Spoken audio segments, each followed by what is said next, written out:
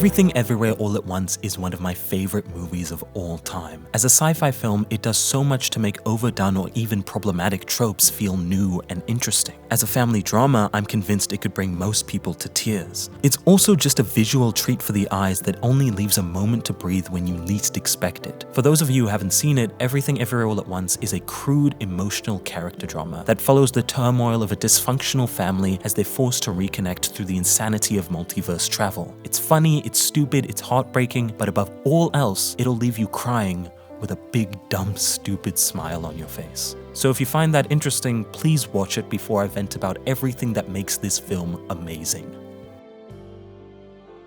When it comes to genres like horror or comedy, you know what to expect. You know you're going to laugh or get scared, and if that movie doesn't do those things, then we say it's bad. It's a little different when it comes to a genre like sci-fi, because sci-fi films, unlike fantasies, need to justify their plots with reasonable explanations, hence the science half of science fiction.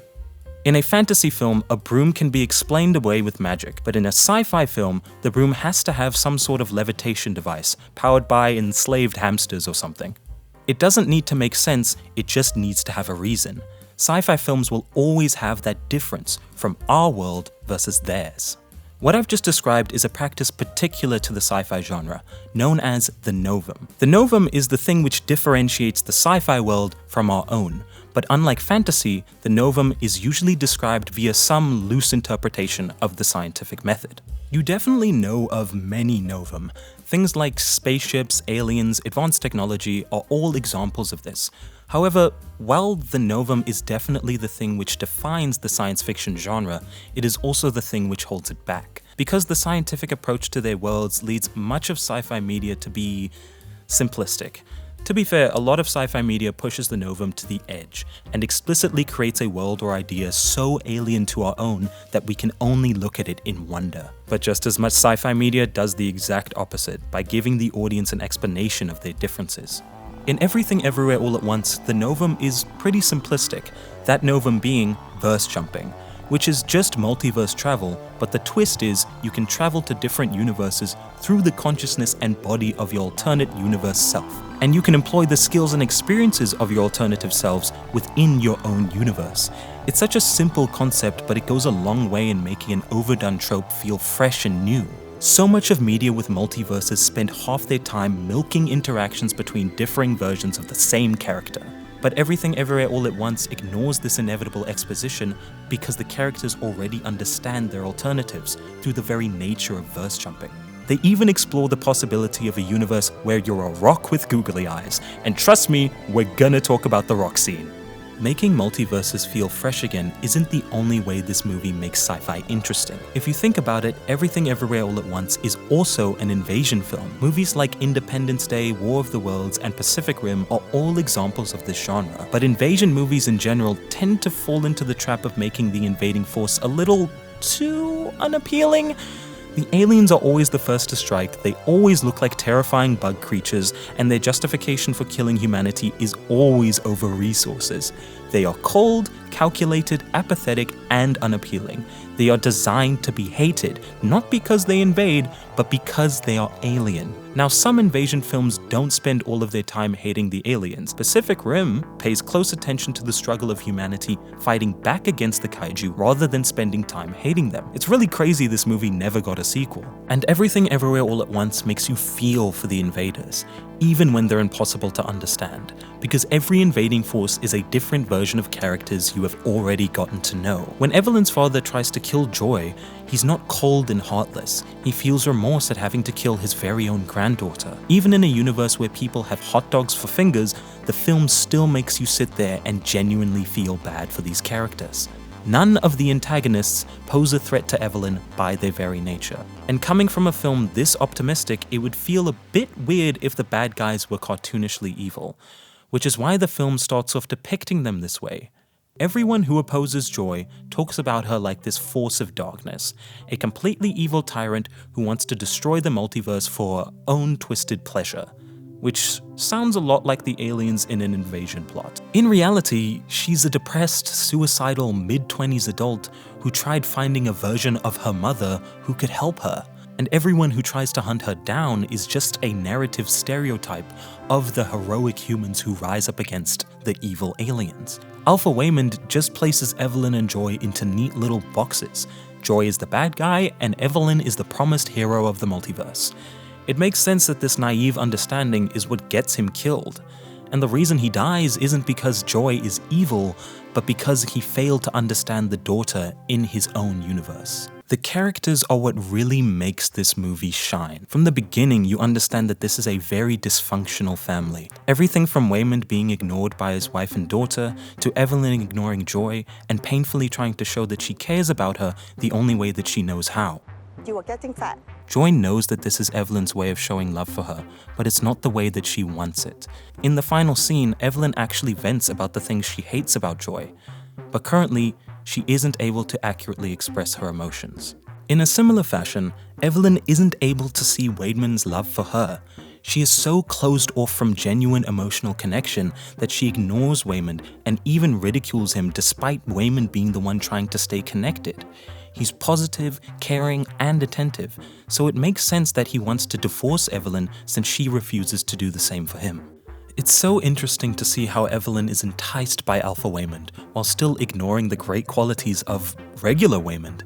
Alpha Waymond makes Evelyn feel special, like someone who won at life, while her Waymond is just a reminder of her relatively disappointing and boring life. A life where she had to give up her parents, her home, her dreams. A life where her daughter doesn't talk to her, she feels she disappointed her father, and her husband is so useless that he puts googly eyes on everything. But this moment where Evelyn focuses on Alpha Waymond instead of the IRS meeting just shows the things that she's looking over with her current life. Their business was about to be taken from them, and Evelyn was on the brink of tears, but seemingly out of nowhere, Waymond manages to convince the IRS agent to give them more time. This is just one of many points in the film where Evelyn glosses over the reason she fell in love with Waymond in the first place. Alpha Waymond offers Evelyn a way to get back to the way things used to be. A very nostalgic method of thinking. He thinks Joy is building something to destroy the multiverse, and the reason things feel different is because of this. Your coffee not tasting the same, your clothes feeling off, your hair not falling the way you expect. He is meant to symbolize everything Evelyn could have had in her life. Wealth, a loving family, ambition. Evelyn feels she lost these things because of Waymond. And to an extent, she is right, but Alpha Waymond offers her a toxic mentality that what she has now is nowhere near as important as what he could give her. It's very telling that the moment Evelyn might not be able to verse jump, he leaves her, because his love for any Evelyn only extends as far as they can achieve his goals. In many ways, Alpha Waymond is the antagonist of the film. For much of the film, he only drives a wedge between Evelyn and Joy, and only when he leaves does Evelyn think to help Joy. Even in his dying breath, he agrees with Evelyn as he says, "Your plan to save your daughter just might work." That "your" just goes to show that he can't help Evelyn or Joy, because he just wanted to use Evelyn and he cannot see Joy as his daughter anymore. I just wanted to take this moment to thank everyone for their support on my last video. I honestly did not expect it to blow up this much, and seeing all the heartfelt comments is like insane to me. Like, you guys actually care about the shit I make. If you want to see more content from me, the best thing you can do is subscribe, comment, like, all the YouTube things, and just watch and enjoy my videos. The more you support me, the more I can make things that you enjoy. So, thank you so much, and enjoy the rest of this video. Now let's get to the meat of the story and get back to the reason why Joy goes looking for Evelyn in the first place. Yeah, that's right, we're gonna talk about the rock scene. I could talk your ear off about every aspect of this scene, but I think the most important thing you should know is just how empty it all is. You should already know this because you listened to me at the beginning of the video when you went and watched the movie, but the whole of Everything Everywhere All at Once is fast and choppy. So a scene that has no dialogue, music, or flashy visuals really forces you to just sit and take it all in.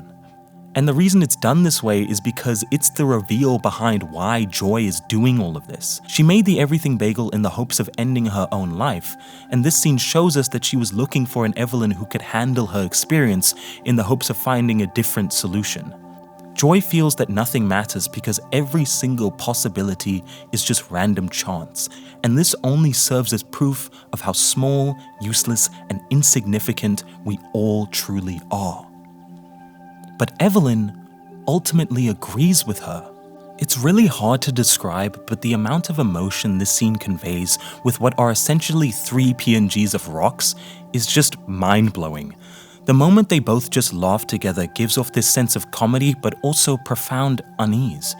You know from the dialogue that they're both deeply mentally unwell, and their relative silence combined with their hidden expressions makes it feel like a cry for help, which it is.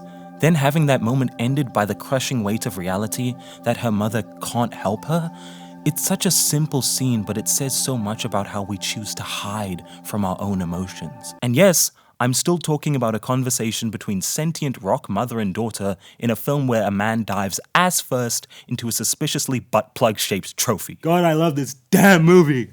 In a lot of ways, Evelyn and Joy are alike. They're mother and daughter after all.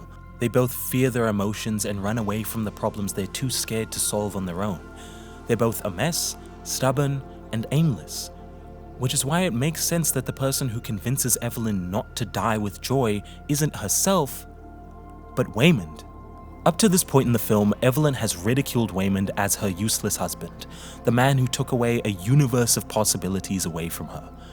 But as I've already discussed, that mindset has become a self-fulfilling prophecy. In reality, Waymond was always there for her. Even after she breaks their windows and gets arrested, Waymond still helps her.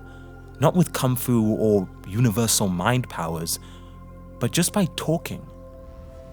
Evelyn liked Alpha Waymond because she thought that he was everything she wanted, but her Waymond is everything that she needed.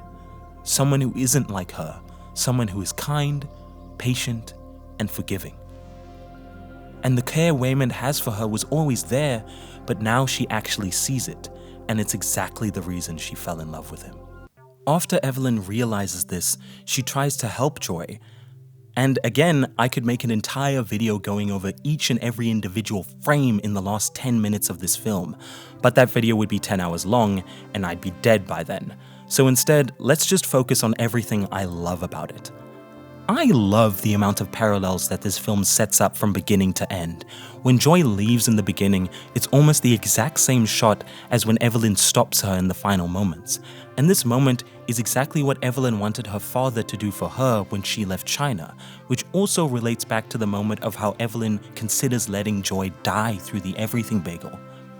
And the moment where Evelyn finally tells her father that Becky is Joy's girlfriend also relates back to how he disapproved of Waymond as her husband. And on top of that, the fact that both Becky and Waymond are optimistic and kind people who help Evelyn and Joy to embrace their emotions is just the cherry on top.